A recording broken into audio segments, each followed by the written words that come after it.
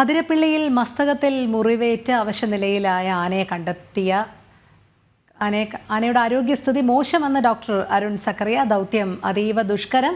ആനയെ നിരീക്ഷിച്ച ശേഷം മയക്കുവെടിവയ്ക്കും.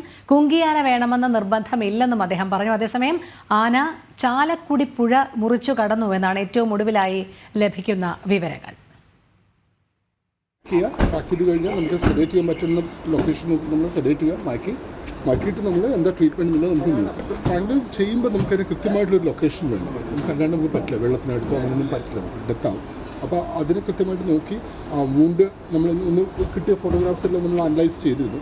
അപ്പോൾ നോക്കിയപ്പോൾ ശരിക്കും നമുക്കൊരു ട്രീറ്റ്മെൻറ്റ് വേണ്ട ഒരു വൂണ്ടാണ്. പരിക്കിന് തന്നെ ഹിറ്റ് വൂണ്ടായിട്ട് തന്നെയാണ് തോന്നുന്നത്. ഇറ്റ്സ് നോട്ട് പെനിട്രേറ്റിംഗ് വൂണ്ടല്ല, ഒരു പ്രൊജക്ടൈൽ പോയ ഒരു വൂണ്ടായിട്ട് തോന്നുന്നില്ല, ഹിറ്റ് വൂണ്ടായിട്ട് തന്നെയാണ് തോന്നുന്നത്. സോ അത് നമുക്ക് നോക്കിയിട്ട് അത് കൃത്യമായിട്ട് നമ്മൾ സ്കാനേഴ്സ് ഉണ്ട്, അതെല്ലാം വെച്ചിട്ട് നമ്മൾ പരിശോധിക്കും. ഇന്നും ചെയ്യാം. കൂടുതൽ വിവരങ്ങളുമായി ആനന്ദ് പുത്തൂർ ചേരുന്നു. ആനന്ദ്, മസ്തകത്തിൽ മുറിവേറ്റ് അവശനിലയിലായ ആന ഇപ്പോൾ ചാലക്കുടി പുഴ മുറിച്ചു കടന്നു എന്നാണ് വിവരങ്ങൾ ലഭിക്കുന്നത്. എന്തായാലും ഈ അരുൺ സക്കറിയയുടെ നേതൃത്വത്തിലുള്ള വനപാലക സംഘം തുടർ നീക്കങ്ങൾ എപ്രകാരമാണ് നടത്തുന്നത്?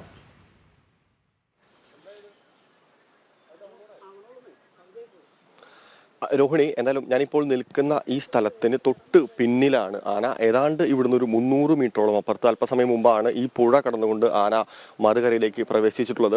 അരുൺ സക്കറിയയും സംഘവും ഈ പ്രദേശത്തിനപ്പുറത്തേക്ക് നിലയുറപ്പിച്ചിട്ടുണ്ട്. മാധ്യമപ്രവർത്തകർക്ക് അവിടേക്ക് പ്രവേശനമില്ല. ഫോറസ്റ്റ് ഉദ്യോഗസ്ഥരടങ്ങുന്ന ഒരു വലിയ സംഘം തന്നെ ആനയെ പിടികൂടാൻ, അതായത് ആനയെ പിടികൂടിക്കൊണ്ട് മയക്കൂടി വെച്ചുകൊണ്ടായിരിക്കും തീർച്ചയായിട്ടും തുടർന്നുള്ള അതുമായി ബന്ധപ്പെട്ടുകൊണ്ടുള്ള നടപടികൾ ആരംഭിക്കുന്നത്. എന്തായാലും ആനയെ നിരീക്ഷിച്ച ശേഷമായിരിക്കും മയക്കൂടി വെക്കുക എന്നാണ് അരുൺ സക്കറിയ പറഞ്ഞത്. ദൗത്യം ദുഷ്കരമാണ്.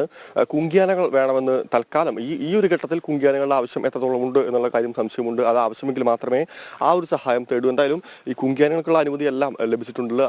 ഇവിടുന്ന് ഒരു ഓർഡർ കിട്ടി കഴിഞ്ഞാൽ തന്നെ അവിടുന്ന് ട്രാൻസ്പോർട്ടേഷൻ വഴി എത്രയും പെട്ടെന്ന് തന്നെ കുങ്കിയാനകളെ ഈ പരിസ്ഥിതിക്ക് എത്തിക്കാനുള്ള നടപടിക്രമങ്ങൾ പൂർത്തിയായിട്ടുണ്ട്. എന്തായാലും ഏറ്റവും പ്രധാനപ്പെട്ട കാര്യം, ഞാൻ നിൽക്കുന്നതിൻ്റെ തൊട്ട് 200 മീറ്റർ പിന്നിലാണ് ഇപ്പോൾ ആനയുള്ളത്. ആന അവിടെ വിശ്രമിക്കുന്നുണ്ട്.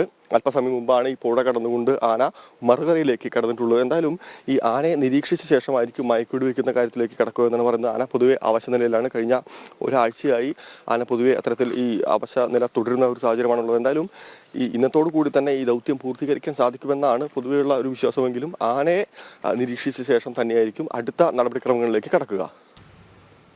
ശരി, ആനന്ദ് പുത്തൂറാണ് വിവരങ്ങൾ നൽകിയത്.